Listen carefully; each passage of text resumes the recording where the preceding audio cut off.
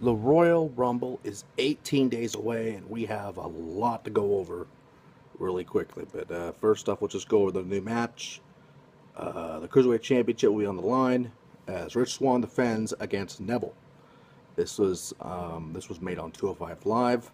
So, for those that didn't see 205 Live, Rich Swann had a promo. Neville said some stuff. Made open challenge, made his challenge at Royal Rumble for the title, and here we are. And with this, I feel like Neville will probably win the belt. If not here, maybe at WrestleMania. I don't know, but I feel like the strong going is if Neville's what he says he is, if he's the king of the cruiserweights, I feel like Neville should have been in the cruiserweight division for a long time now, but for some reason it didn't happen, and now it has. If that is to be the problem here, not really a problem, but if that's supposed to be the little prophecy that Neville has been fulfilling ever since cruiserweight division has been around, then I feel like Neville will win at the Rumble. If not, maybe at Fastlane or whatever the next Raw pay-per-view is, or even on Raw. We don't know, but I feel like Neville will win. And I wouldn't be surprised if Swan retained, but for now, I feel like Neville will win it. And finally, the Rumble match itself, we have. I'll go over the big one last. Just because I know it'll be probably one of my picks to win the Rumble. First off, the Dean Ambrose entered himself in the Rumble, um, and since he's now the Intercontinental Champion, he might defend the title of the Rumble. He might not. Sometimes champions are just in the Rumble match and they don't defend; they're just in the Rumble match, which makes sense. But I feel like, Dean was so close last year. He could potentially win it this year. Um, I don't know if that's going to happen, but I feel like Dean has a good chance of winning. His the one he won the title from, however, the Miz does not have a chance. Who knows? Maybe Ambrose and Miz will eliminate each other, and then they'll have some kind of feud for Mania or something. I don't know, but I feel like the Miz won't win this Rumble. He's always been a guy that has been close, but he won't do it because I don't think they'll put the world title on him ever again. Ever since his run with the WWE title, which was great, but once you pretty much lose the belt, Cena, or had that angle where pretty much the title was for the whole Rock Cena angle at that time, I don't think that'll be a possibility of Miz doing that. But who knows?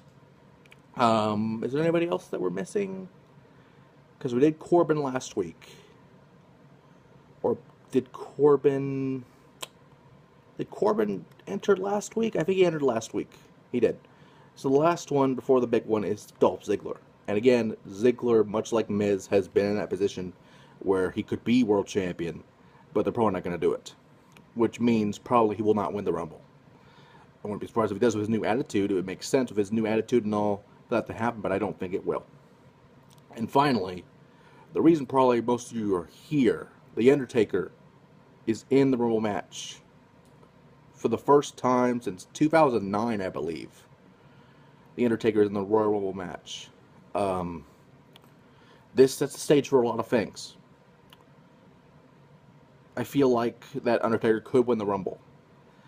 And if it does happen, there's been a lot of cryptic messages now of what could happen, especially with the press conference last night or yesterday with WrestleMania, where he just had one line with a Good Times roll or something, and it was cryptic to a way, to where that's WrestleMania 34, but this is WrestleMania 33 coming up. That press conference was for WrestleMania 34.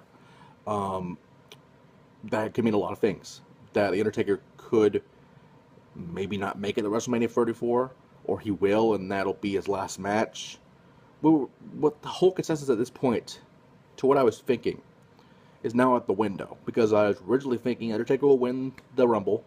He'll either face whoever is the Universal Champion or WWE Champion. And if Cena wins the title at the Rumble, then that could be the Cena-Taker match people have talked about. It could be the Braun-Taker match that was apparently rumored to happen, but was rejected by Taker himself. Um, People have been saying Roman and Taker. We don't know what's going to happen there, but I personally don't want that to happen. But, you know, if you're going to push this guy to the moon like they have, you have to have that happen, and you have to have Roman go over to make him something. But I feel like the thing is Taker will win. Taker will go to Mania. He'll win the title. He'll retire as champion.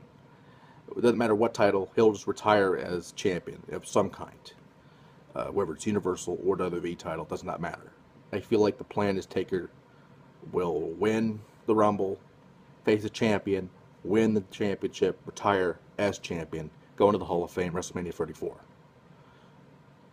And that makes the most sense to me, at least. But we don't know if that's actually the plan. But that would be the perfect way to take Taker and have him like that. But you never know what's going to happen in this business. We don't know. But with that being said, the Rumble is in like 18 days. So, you know, this Rumble match is stacking up. You have a lot of more bigger names in this match, so anything can happen.